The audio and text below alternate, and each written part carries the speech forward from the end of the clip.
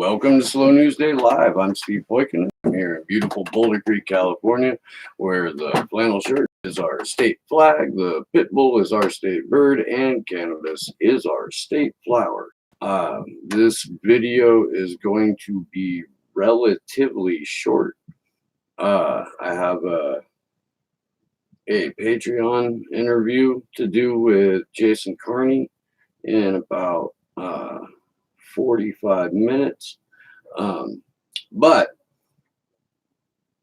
Glenn Greenwald has an article up in The Intercept right now detailing just how far right Elizabeth Warren sounds when she speaks about Israel.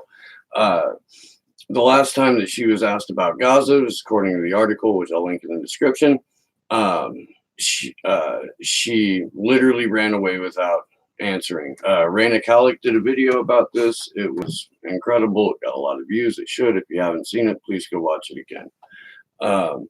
But she has regular office hours at her spot in Massachusetts, and a voter who identified himself as a Warren supporter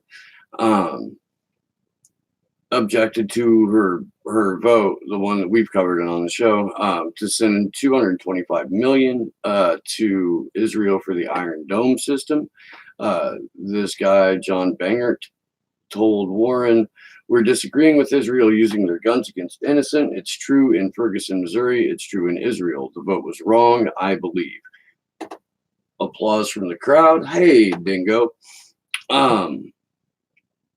Warren said, we're going to have to disagree or agree to disagree. She said, "I think the vote was right, and I'll tell you why I think the vote was right." And here's where she may as well be Ben Shapiro.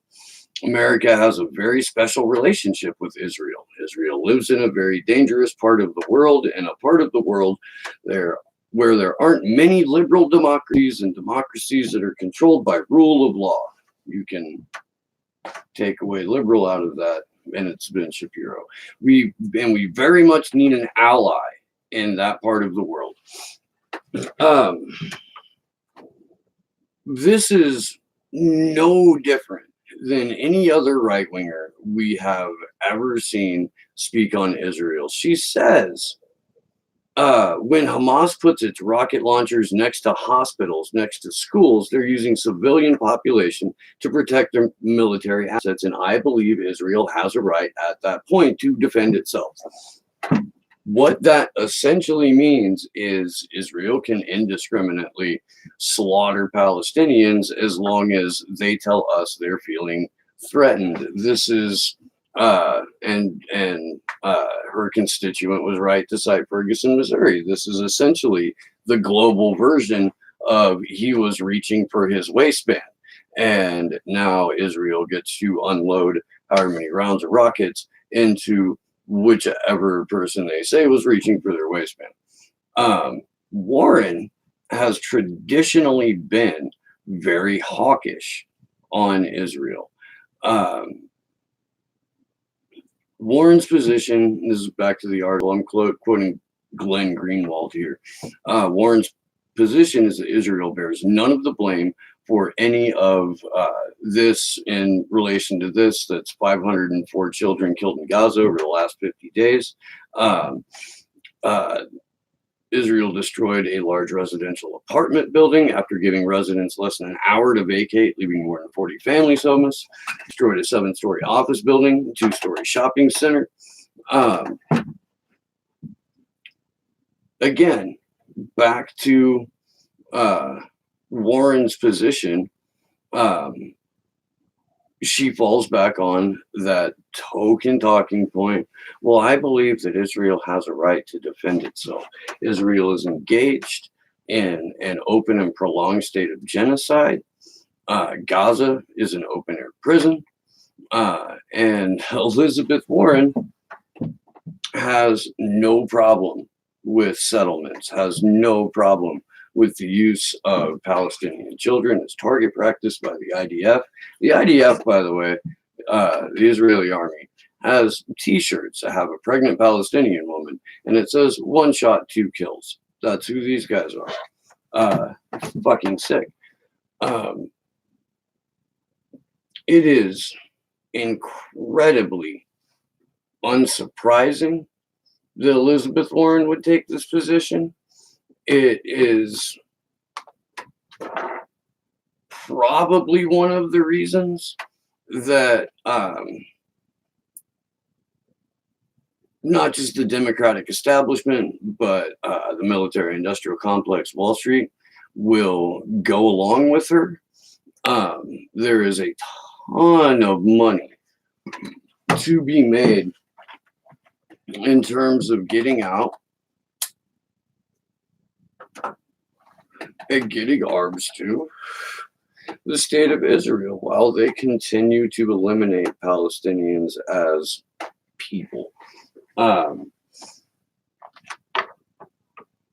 Elizabeth Warren, man, really sounding like Ben Shapiro. It is incredible. If you read that quote from the Intercept article and you read it in like your best Ben Shapiro voice, it could just as easily be the same thing. Hey, what's up, Quinn? So I'm not going to be live that long right meow. I will probably be on for about 15 or 20 more minutes.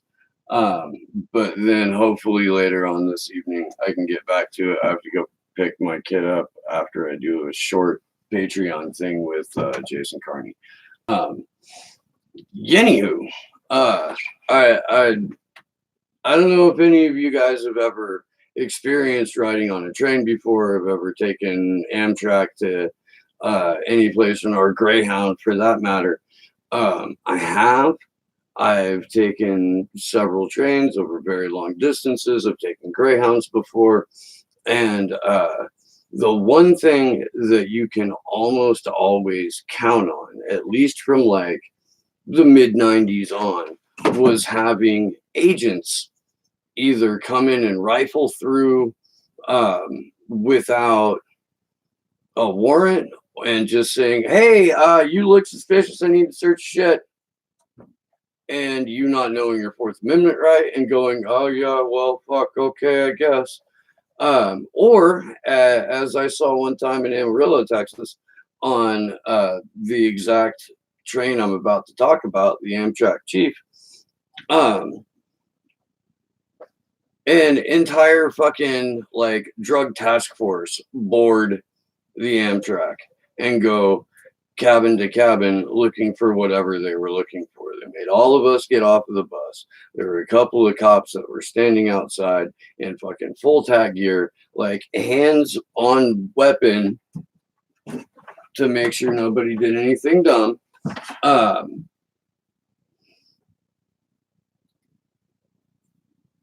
I remember from that trip that there was a couple there that had a couple of pounds of weed in a diaper bag, and I don't think they got popped. I think the people that got popped had a lot of cash and enough fucking cocaine to make the reason for the drug task force being there in the first place legitimate. And here's why. This is also an article out of the Intercept. I'll link this into the description as well. Jesus, that's a lot. Let me get up to the top and tell you who wrote it. Amy Martin wrote this. No relation to Abby. All right. So here's the thing, man. For a number of years, and a lot of it centers around this DEA agent.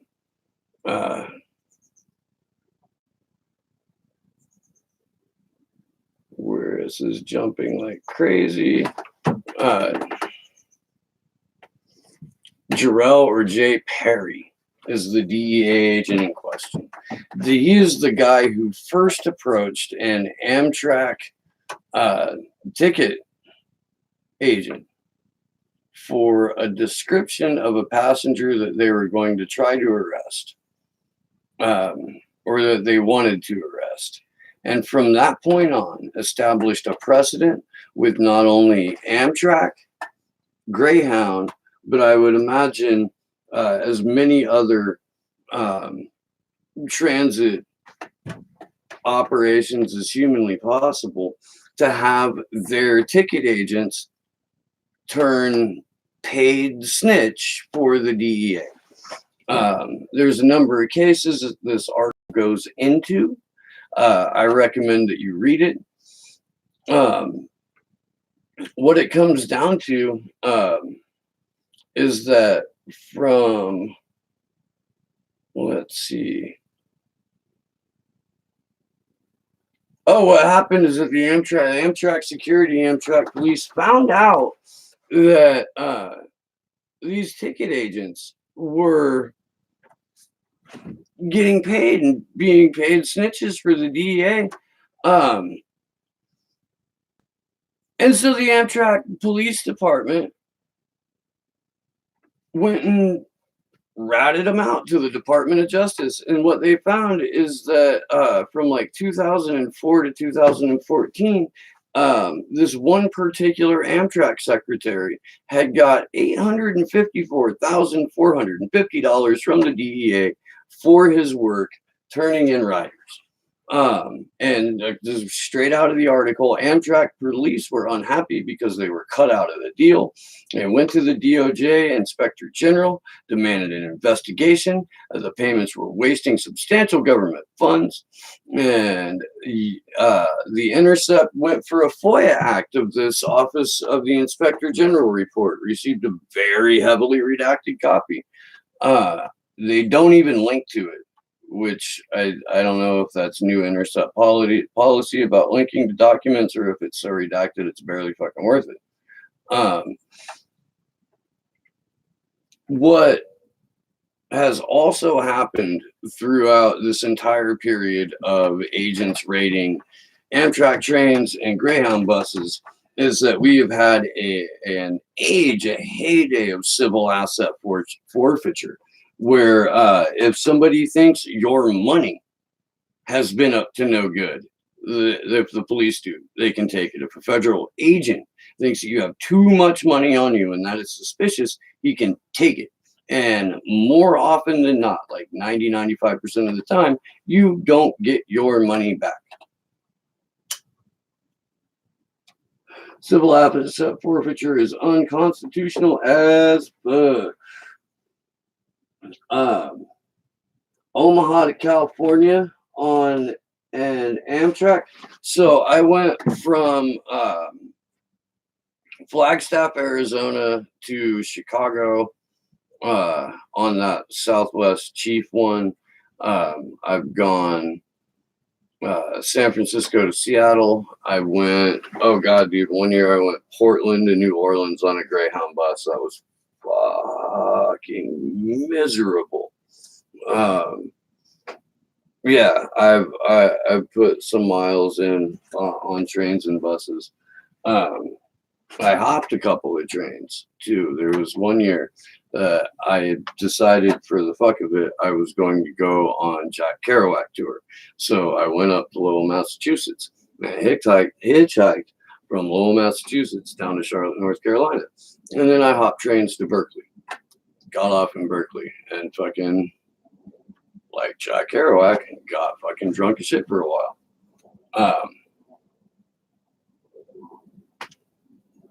Good times as long as you can avoid the yard bulls.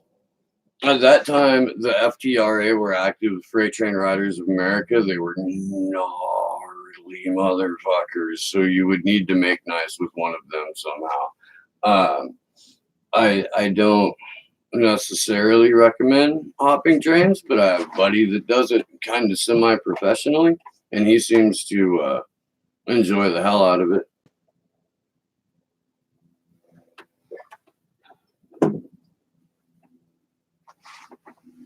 Ground sold out Canada. Well, I mean,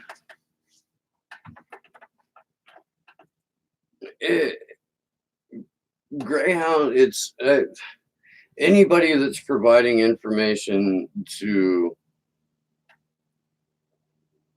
any member of law enforcement that is either voluntary or for money just to fucking rat somebody out is 100% uh, the problem with the way that we view authoritarian institutions like the police, or um, like their cohorts in federal law enforcement. Um, Thinking Weathervane Warren sounds like Alan Dershowitz, and now you're an anti-Semite. You know what? I think just the simple fact that you're watching a show that calls Gaza the world's largest open air prison, or refers to Israel as an apartheid state because they are. I think the deliberate confusion of disagreeing with a political movement within the state of Israel that has extremely ridiculously, irrationally far right views as anti-Semitism. I think that deliberate conflagration, confusion is just it's out of hand to the point to where it's now a political tactic. They've used it successfully against Ilhan Omar. They're trying to use it successfully against Jeremy Corbyn.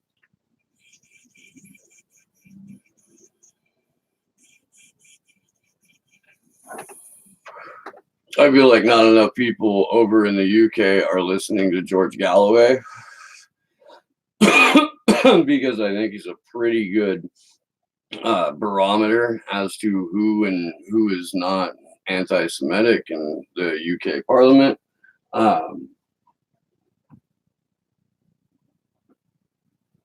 Neo-colonial settler apartheid state. Is that Abby Martin's bumper sticker? Because I would buy it. I mean, it sounds delightful.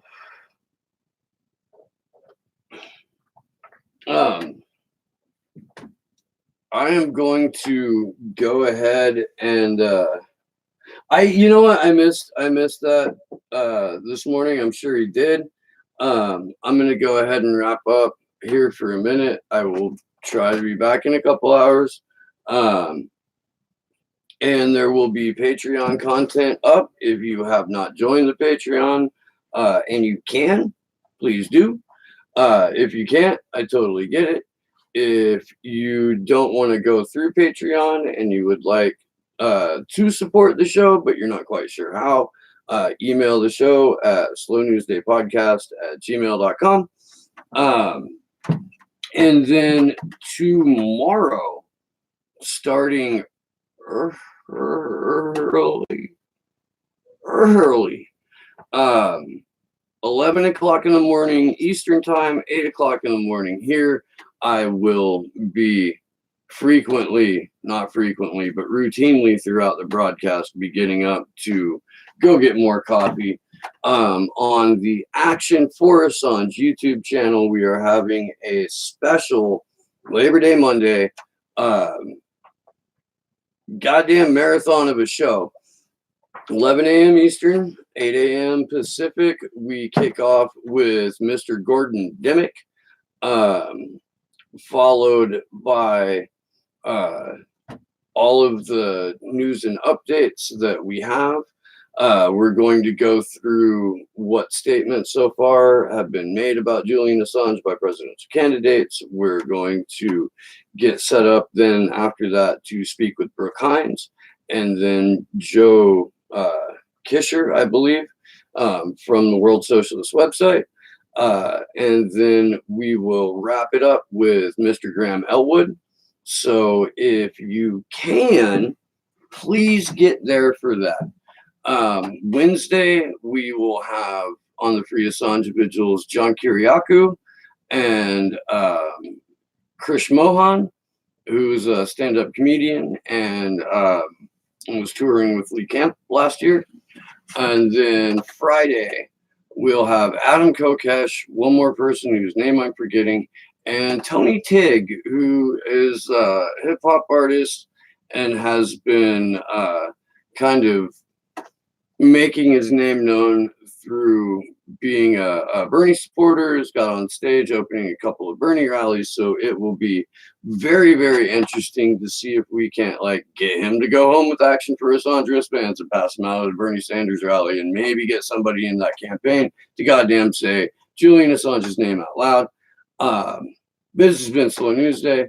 I'm Steve Poikonen. I will see you hopefully sooner than later, and good luck to us all.